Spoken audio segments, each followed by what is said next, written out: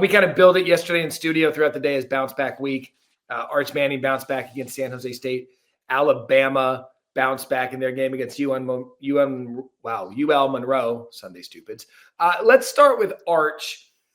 Early on, that thing was a 3-and-out, overthrew a guy dropped a pass, and you're like, oh, here we go. But then he threw the 89-yard touchdown to Parker Livingston, and he kind of just got rolling.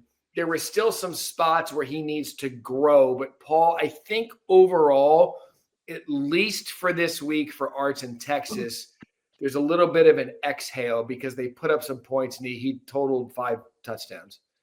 Yeah, somebody asked me earlier, do I think he's a Heisman candidate? And of course, I don't think anybody can answer that. You can say yes or no, and both answers are probably about the same because the Heisman is not going to be determined right now. But the most important thing for him is he got a good game in.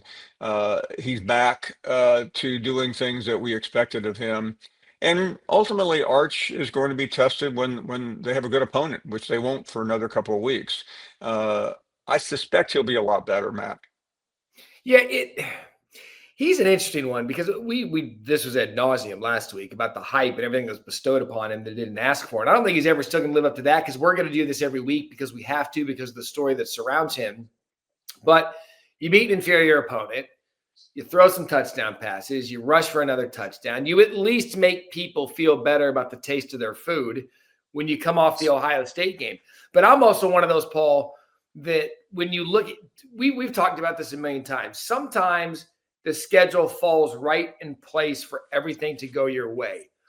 If Texas opens with San Jose State and they're getting ready for Ohio State in week 2, now we're having a completely different conversation. But because that was flipped, we have to look at it from a different prism of, okay, Sark has 3 weeks to get this thing back to where it needs to be. And it's going to be, I still think Texas is going to be one of the more polarizing storylines this year because the 5-star Wingo has the drops. He clearly likes Livingston, the receiver, as his number 1. CJ Baxter's back and healthy. They still have the guys, but I believe it's going to be a while until we forget about what happened in week 1. And I don't even know if that's fair.